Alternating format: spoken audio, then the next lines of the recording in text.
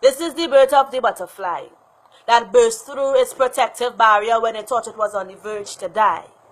Surrounded by fire but not consumed by flame, this gentle beast that was once lost in the wilderness had a will to live. He accepted he was a caterpillar, right? Two choices: evolve or disappear. So when life became tedious, he kept one eye open like CBS. His programming had informative commercials, but no audience. And bro, you know what make it worse? He had a pocket full of change and nowhere to spend it. Or more like the changes he carried around in his pockets, no way would they accept it.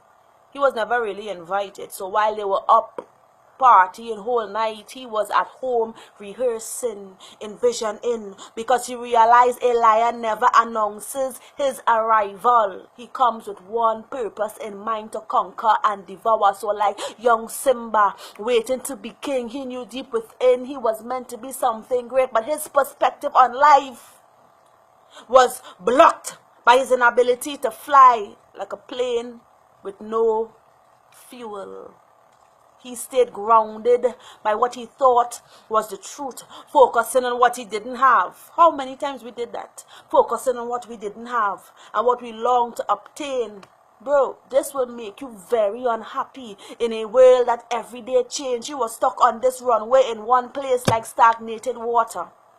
And from his pool of knowledge, well, now self, no one, they wanted to drink. And all his life he have been ridiculed for only fulfilling what he was created to do, and like a very extremely bad teacher.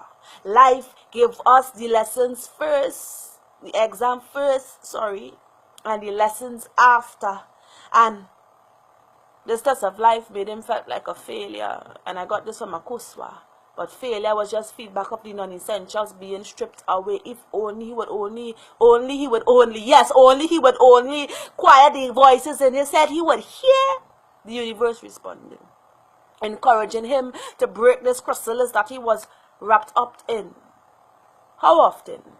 Many of us wish we weren't created a caterpillar and we just wanted to be catapulted into something bigger.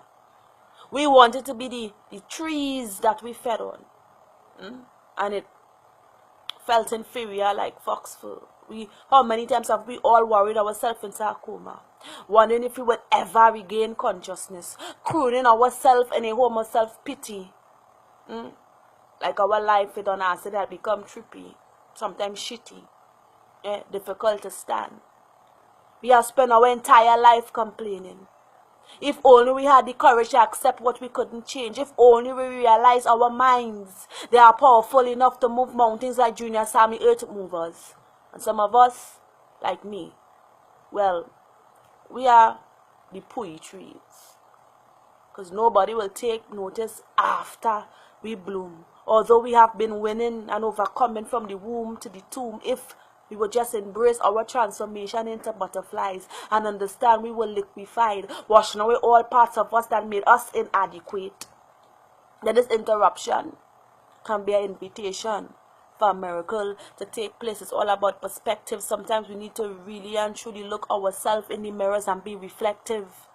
We have to break the chrysalis of our mindset for our transformation to greatness to be transmitted like an amphibian. We have to learn to adapt to changes. It's like a pregnant woman expecting. First you're excited, then uncertainty and nausea steps in. Your body, it is transformed in. You can't help it. Your ankles and your belly stretch mark, everything, your nose, everything is just swell in. You can't see it, but you feel something moving inside of you. Push. It is going to hurt in delivery. But I promise you that there is beauty in giving birth. Hey! Like young Simba waiting to be kicked down.